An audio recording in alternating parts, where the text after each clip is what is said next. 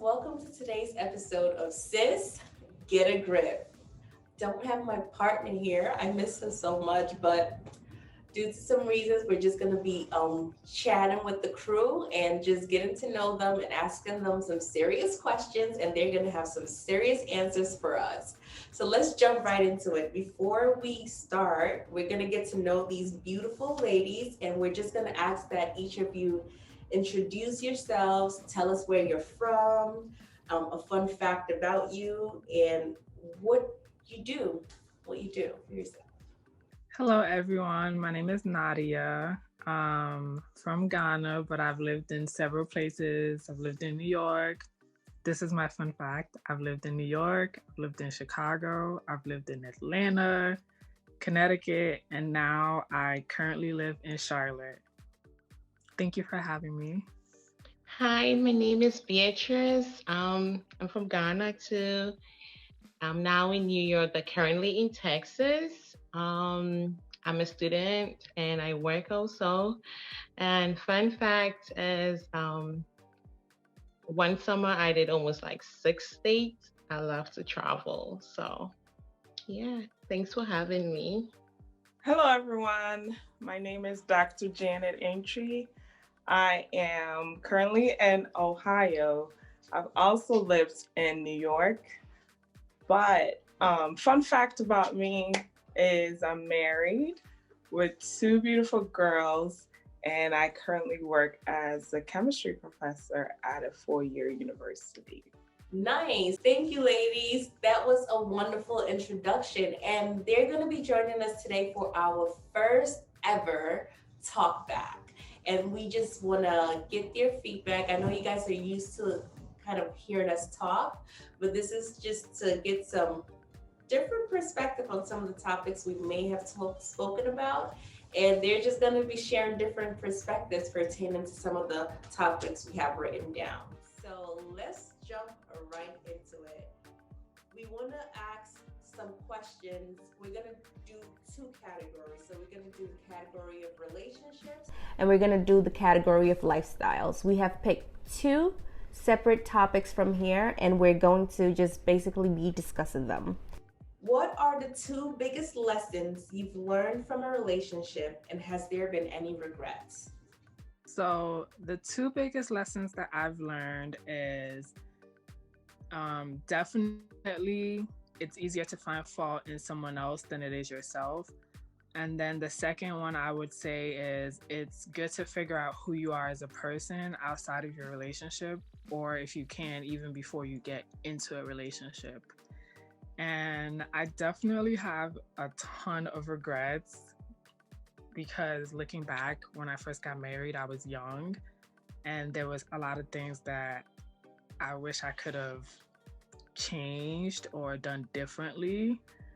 I feel like people tend to make regrets sound like a bad thing, and people tend to say they don't have any regrets. But me personally, I definitely do regret things, but it's been a lesson more than like a hindrance or something that's stopped me from moving forward.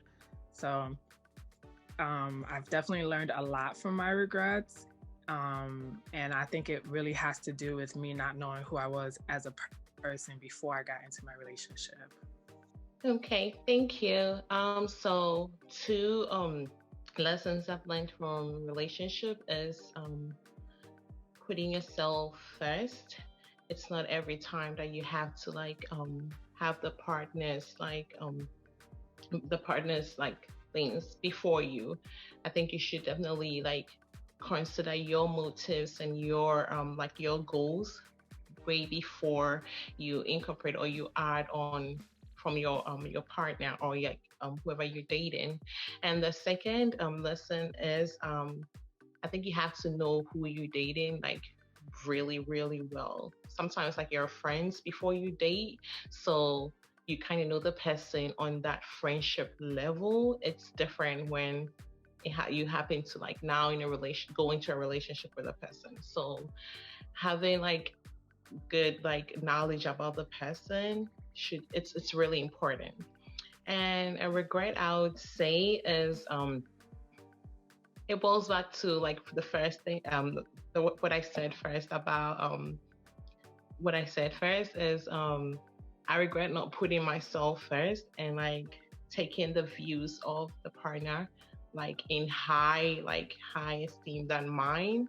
It's a regret. I would say if I had known, I would have definitely like put myself first, and then consider whatever comes next is like a bonus, or whatever comes next is after me. So that's what I would say. Well, I guess I can answer this question. Two things I've learned in my relationship is one, people don't change. People don't change. It takes like a miracle for people to change. I haven't changed. There's a lot of things that I was doing before my relationship that I hoped that I would stop doing once I got into, my relationship, my marriage. But I still find myself doing those things, and I realize change what isn't going to happen instantaneously. And so I need to give myself time. I need to give my partner time. Whatever change I'm looking for, it doesn't come easy. And another thing that I've learned in my relationship is to listen to your partner. When I come back, I always want my partner to listen to me when I have things to say. But I realize that, I don't listen when my partner is talking to me, when my husband is talking to me. So it's important to listen to each other, because I put myself in his shoes. I'm like, if he doesn't listen to me, I really feel hurt. And so I'm learning that it's important to listen. It's part of communication. I'm the talker, so I'm always quick to talk. And I have a hard time sometimes listening, because I always like, cha, cha, cha, cha, cha. But then I'm learning that it's important to listen as part of the communication.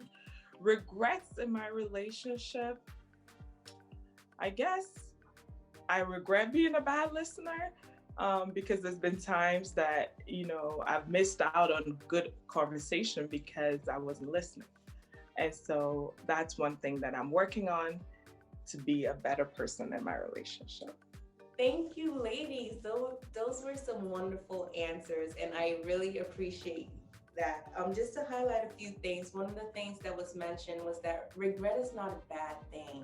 And I think that people often think like, if I say that I regret anything, is to say that like, I didn't enjoy that moment, or to even frown upon something. But you can make it empowering for yourself. So for our sisters out there who are listening to this, who are like, have no regrets, actually admit to your regrets and let it be a learning experience. Another thing was that put yourself first. I think Beatrice hit that point right on. Put yourself first. You can't put somebody's needs above you, and you got to make sure that you're standing firm enough to be able to help somebody else. You have to always consider, we're not saying be selfish, right? We're saying that be mindful, that you're always checking in with yourself, making sure that you're good, because if you're good, you're going to be able to carry somebody else on. And the last thing that I heard is being a listener. If you are having a conversation with somebody, maybe be sure to listen in on what they're actually saying. So instead of be an active listener rather, instead of just kind of listen to respond, just actively listen. So thank you guys for sharing that with you. We're going to move on to the next question. What is expected from women that is unrealistic? Thank you for that question. One of the most unrealistic expectations expected of women is we are expected to be able to do it all.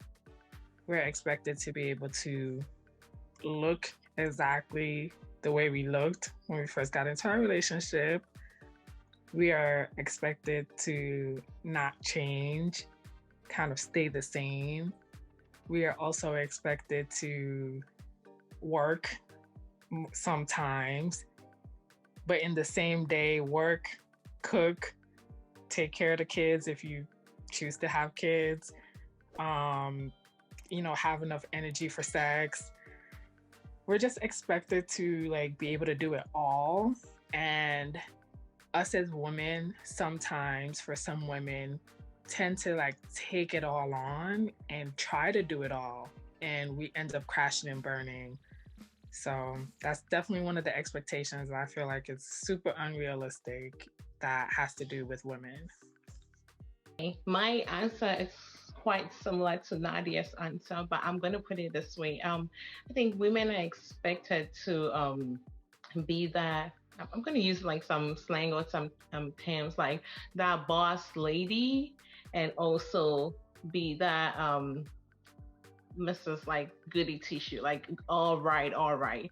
So it's like you have to have these two like combined to make you like that superwoman. But then just like human beings, we all have flaws. We all have to like we all have like apprehensions in some stuff, and not everything that you would be like 100% pro in. So I think that mentality of being that boss chick or boss this or this, and also being that all like ride shares or all good and all that, it some ladies are able to pull it through, but then I don't think it's like it cuts across to everyone. So that's what I would say. Well, I agree. I think you ladies have said it all. But the little I can add is, when it comes to a relationship, in a typical Ghanaian African marriage, I think sometimes the expectation is for us to be like, our significant others as moms or aunties or the people that they grew up with, and the kind of stuff that the women that they grew up doing. For example, like waking up very early in the morning, cooking a meal, tidying the house before everyone woke up. That's a lot of pressure on us. So it becomes, a really high expectation that, we're trying to be virtuous women, right? As Christians, and do the right woman, the Proverbs 31 kind of woman.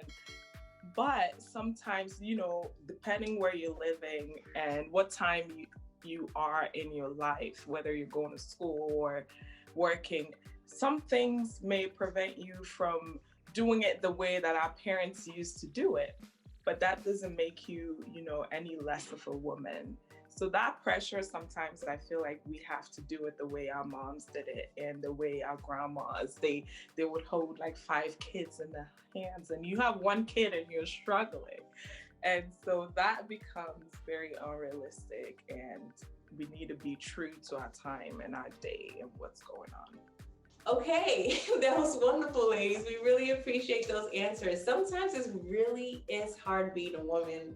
I mean, there's so much that's expected of us. You got to be able to wake up in the morning and be the last person to go to bed and make sure everything is done. And then after all this, you got to be a pretty little trophy wife so your husband can parade you around. So I definitely think that it's a lot that is expected of women, and I think we do. Women are underestimated and underappreciated for all the work they do behind the scenes and keeping a household. So those were some wonderful answers, and we'll move on to the next question. What do you feel has been the most important successes in your life?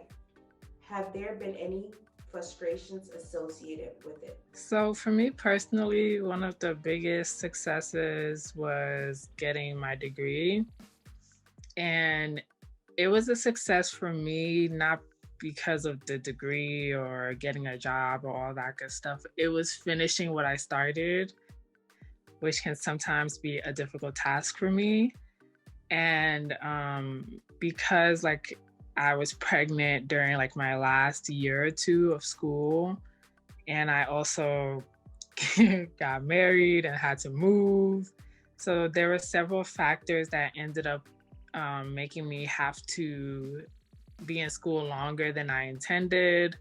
It was really frustrating. I wanted to give up and all that good stuff. But I was able to kind of push through and get it done. And it was definitely like, it felt good for me to know that I finished what I started and I accomplished something that I had set before me. Okay, so what I'm very much happy that I haven't accomplished it, so it's still in process as my academic life. So I mean, I came to this state and like getting documents and everything, that's a really like stressful and tiring process. So that kind of like delayed school and all that.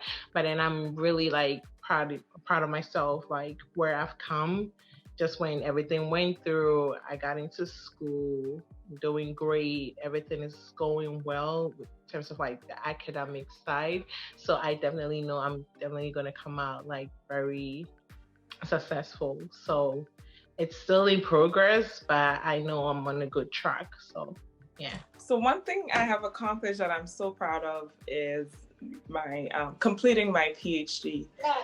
It took a long time for me to come to the realization that I wanted to do a PhD instead of like PharmD or MD.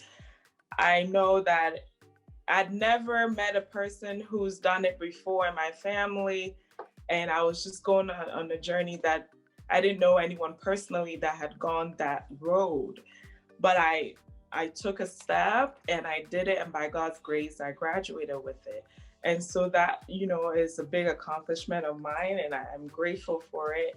And I think after getting it, another thing that I wanted to do was to be a college professor, and I was able to do that as well. So the next question I have for you, and it's actually a piggyback off that first question, is what do you define as success? So I don't have like a set in stone definition, but I know the feeling that I have when I feel like I am successful or I have been able to find success in a particular goal or thing that I want success in. I feel like success looks different for everybody. For me, it's always, can I accomplish what I've set before me? That's one. And the second one for me is, can I find joy through the process? So there's a lot of things that we can be successful at, but are you happy in the thing that you're trying to be successful at? So if you find happiness in it, if you're able to accomplish it, and you have peace at the end of the day, to me, that's success. Okay, so what is success? As we are all like different in our own unique ways, I believe like being successful boils down to you. That's you knowing you've done your utmost best, and you're happy with it, you're content with it. It can take as long as maybe someone can use like a shorter duration to accomplish that same successful idea or process, but you might take longer than what the person like the time frame the person used. So being successful is like coming into good terms that you are like satisfied with like the end result of whatever, if be it an idea, be it like a project, whatever it is. So the end goal, I think, to you is what makes you know like, oh, I was successful in doing this thing, or maybe I need to like put in more the next time. So I think it varies with everybody. But then you being happy, not like taking the time frame as everyone is different, but then making sure you accomplish whatever you said like before you. I think at the end that makes you feel like, yes, I have accomplished this and I'm happy with it, with the end result as well. What do I define as success? Success is, setting a goal and accomplishing it. Is that simple? To me, success isn't like a big thing, But even if it's a small goal and you achieve it, to me, that is success. So having a goal and achieving it is success. So I've been successful, not at everything, but I've been successful at getting a PhD. And so I have a new goal now. Once I accomplish that goal, I will be successful at doing that particular thing. Thank you all, ladies, for those wonderful answers. And we love our little guests. We always love when they join us. So thank you very much. As women, we have so many moving parts in our lives. Some of us are mothers. Some of us are wives, some of us are daughters, some of us are sisters. So no matter what role you're playing in your life does not stop for us. We always have to keep going. So thank you, Dr. Janet, for rolling with the punches and continue to stay with us. So I definitely love all these definitions of success. And I think that one of the things that each of you guys mentioned was that it's very unique. It's not a general definition of success that we're going by. Everybody's definition of success is different. So what I may define as successful may not be your definition of successful. So I think you ladies painted that picture for us very well. And I think it's only fair that we also view maybe what my definition of success is. And I think you guys are spot on. And in addition to that, it's success for me is also impact. If what I've done and if it's successful and it's not able to impact anything, it's just for me. It needs to be something that benefits me and benefits everybody. That's how I also define success. So ladies, our next question is, do you have a philosophy of life and why? Mine is definitely Hakuna Matata. I'm sticking with that, and it's just a problem-free philosophy. We love The Lion King, and we just want to know what your philosophy in life is and why. Me personally, my philosophy is to look within yourself. And it's something that I've just come to over the years. The reason being is I feel like there are a lot of things that you can answer if you look within yourself for the answer. So depending on whatever you're going through in life, it's so easy to kind of like, point the fingers or look elsewhere for answers. But sometimes you have the answer within yourself. Like you can sit down, meditate, pray, that kind of thing. And I feel like when you know who you are, you really honestly know where you're going. So that's my personal philosophy in life. Okay, so my personal philosophy in life is live as you're alive, obviously, because that comes with a lot of privileges than people that are not here with us. And also another philosophy I have is you shouldn't judge people because everybody makes like bad decisions or bad choices. You might not know the reason why the person took that turn, so you shouldn't just judge based on what you heard or what you saw or something. And my very last philosophy is that you being content or happy with whatever goal that you set. But saying that you being happy with it, that doesn't mean just doing anything at all. But you have to make sure whatever you want to do, the end result of that doesn't affect somebody negatively. So in as much as you're trying to like live your life or being you, everything, just make sure, that's my philosophy, make sure the result is not bad content or bad or negative to whoever looks up to you or whoever is beneath you, be it family, friends, whatever. So yes, that's my philosophy. Philosophy that I have is